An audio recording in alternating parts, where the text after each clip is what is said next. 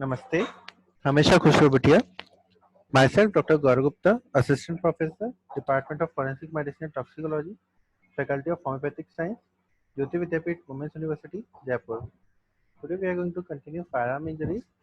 Now the nature of injuries. During the injury, the whole body should be examined in a good light and where necessary a magnifying lens may be used. The description should follow the anatomical pattern, for example, injuries on the head, trunk, extremities, etc. The nature of injury, its exact position with reference to anatomical landmarks, shape, margins, edges, direction, and dimensions of every injury found should be described. Even a trivial injury needs adequate description, as for example, a faint abrasion about the nose and mouth may indicate attempted smoothing. The presence of any extraneous material in the wound should be carefully noted.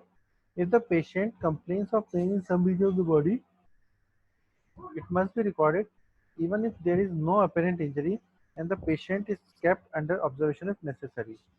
Simple injury. A simple injury is one which is neither extensive nor serious and which could heal rapidly without leaving any permanent deformity or disfiguration. Grievous injury. A grievous injury is which is extensive or serious when does not heal rapidly, which leaves a permanent deformity or disfigurement under section IPC 320. Emasculation, permanent privation of the sight, permanent privation of hearing, privation of any member or any part or any joint, restriction of permanent impairing of power of any member or joint, permanent disfiguration of head, fracture or dislocation of a bone, any hurt which endangers life. A simple stay in hospital for 20 days does not constitute grievous injury. During this period, the injured person must be in severe bodily pain and unable to follow his ordinary pursuits. Sometimes a simple injury can be made of up to appear grievous by the injury person feigning a serious disorder.